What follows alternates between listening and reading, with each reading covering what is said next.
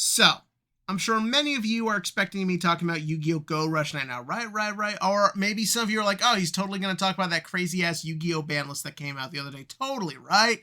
Or, I could also put out that video I'm halfway through of talking about why modern Digimon seasons seem to never work out.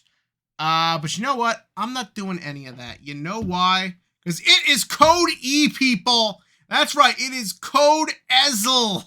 My boy, my ace, my ride or die Vanguard, everyone's favorite human trafficker, incandescent lion blonde Ezel, has now gotten his D reveal. We've been waiting on this since the day the set was announced, just waiting for that chance to just taste a little bit of your sweet nectar, my boy. And they made us wait through like everything, which, to be fair, a lot of good shit coming out in that set.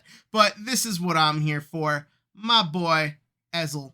So we're going to talk about all the cards, what they do, if they're good, and will this be a cool deck? Spoiler alert, yes. So first and foremost, we're just going to go over everything singly. We have Crimson Lion Crub Criff. When this unit is rode upon, if you win second, draw a card. Joy, let's go, yo. Everyone like, comment, and subscribe. Yeah, boy, it's the best card ever, yo. Gonna break the meta. All joking aside, I really hate the D starters. Can we just have starters that actually do shit? I know, like in Premium, you just play the V ones because Draw and Quick Shield is good, but I just miss starters that do something and justify their existence. And yeah, this is just more of that, though.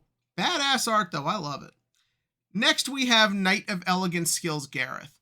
When this unit is rode upon by Knight of Superior Skills Bowman, more on him in a minute, search your deck for up to one Reign Supreme King of Beasts. Reveal it and put it in the hand and shuffle the deck. Also, on rearguard, during your turn, if you have a Vanguard with Ezel in its card name, this unit gains plus 2,000 power. Yeah, it's good. I don't know what else I'm supposed to say here. Literally, for just doing what you do in Vanguard, you get a awesome order we'll talk about in a minute. And also on rear guard, considering what this deck strategy and being a potential 10k booster or just another 10k attacker for your column is actually pretty good. This card's really nice. I like him. I like that Gareth gets to be really fun this time. Next, we have said order, Reign Supreme King of Beasts. Play this if you have a Vanguard with Ezel in its card name. Very smart. You don't want this thing being generic. Look at the top 7 cards of your deck. Choose up to one grade 3 or less unit card from among them. Call it to rear guard and it gains power plus 5,000 till the end of the turn. Shuffle the deck. Motherfuck yes.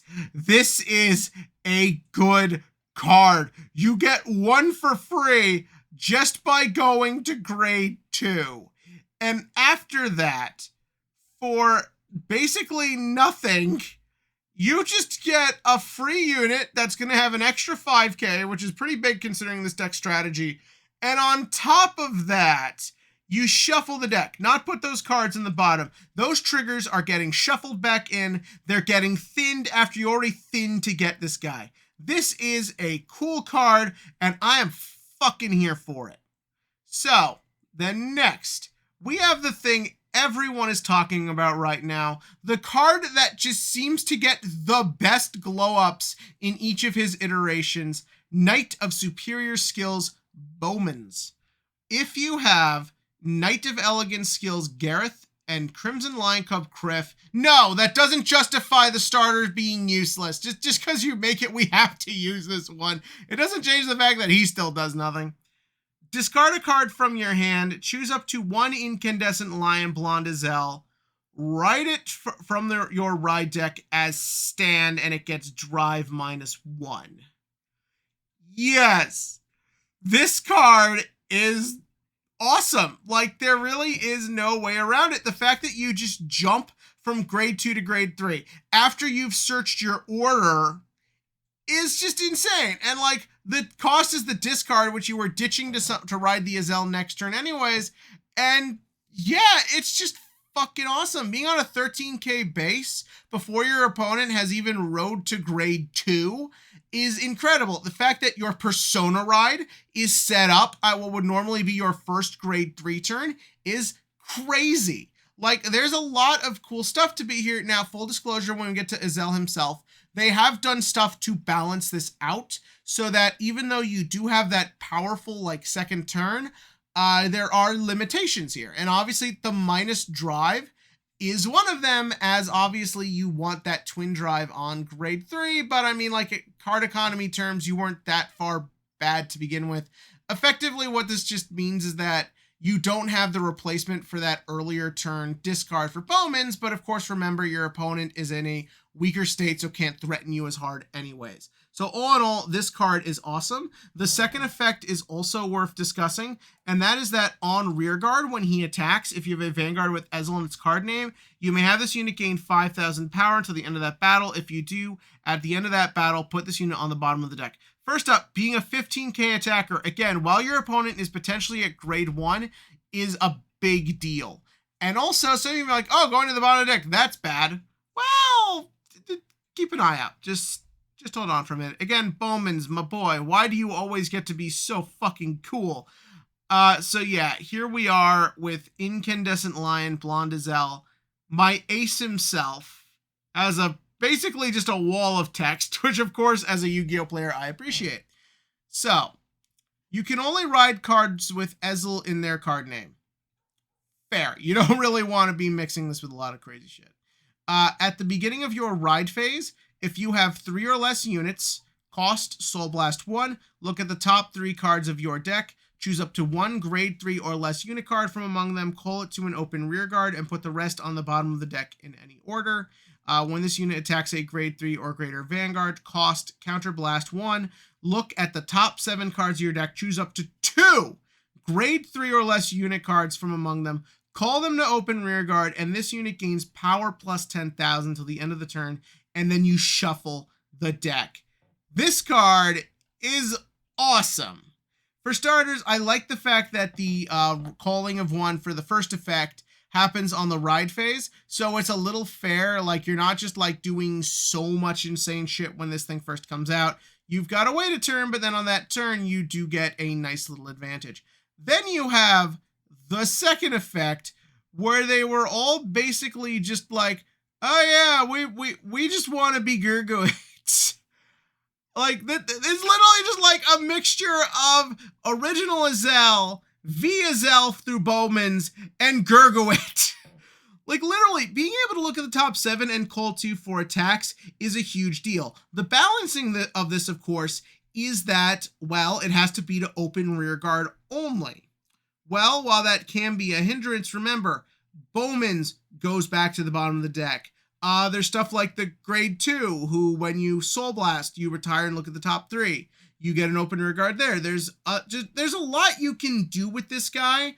Again, it will require setup a lot of times, and I can definitely see the biggest problem with this deck is when your combo pieces don't come to you, which this is Vanguard, that just kind of happens. But all in all, I love this card. It's really fucking cool and allows you to do so much stuff. Next, we have just 2 more cards. Silver Fang Witch. When this unit is placed on rearguard, if you have a grade 3 or greater vanguard with only gold paladin for its clan, this unit gains plus 5,000, and then cost Counterblast 1, draw a card. Being a 13k attacker or booster on that Ezel turn, again, which this whole deck is based around, is pretty cool. It's strong. The Counterblast 1 draw card can also be nice, especially if you're trying to dig for combo pieces. Is this the most powerful card ever? No, obviously, like, it can take a little time to get started. But all in all, this card is pretty good when you use it properly. And also, that art, man, like, this is a glow up of a different kind. And finally today, we have our last card, Listener of Truth, Dindrain. I am a little annoyed they went with Dindrain just because we just had Dindrain for V. And again, I love V Dindrain. It's a great card. I still use it in premium. But I was sort of hoping someone new would get the spotlight, especially because she's the only Parrymore set of stuff getting a version in this. And you could have given it to someone you don't give a lot more attention to than you do, considering you gave us a new Silver Fang Witch. But what does it actually do? When this unit is placed on rearguard, if you have a vanguard with only one clan, Soul Blast 2 and Countercharge 1, I could see this being more useful in other stuff, as from what I'm reading from this, there's going to be some soul blasting issues with this deck in general. But countercharging for the other Keter decks that are legacy support decks, as well as just in premium. Like, a lot of people still use the fucking 5k guy from like a bajillion years ago. This feels like the upgrade we kind of need for that, even though it's basically the same thing, but 8k is a big deal. And then at the end of this unit boosted, if you have a Vanguard with Ezel in its card name, put one other rearguard in the same column as this unit on the bottom of the deck and stand this unit. Yeah, there's not much to say. That second effect is pretty cool considering the strategy of this deck. Ezel's big thing is that you need open rearguards to call shit to be able to like do things, and which could be a problem until you see how this deck plays between Dindrain, Bowman, some other existing cards. There's a lot of cool stuff you can do here. Do I think its reliance on other cards could be a problem? Yes, we've seen that be an issue with the last Ezel version. And we see it being an issue in stuff like Bastion and Youthberk. It's an issue Keter tends to have. A lot of really powerful, interesting deck ideas that tend to falter because of just the reliance on power, especially when compared to stuff like, say, Ava or Chronojet in the format.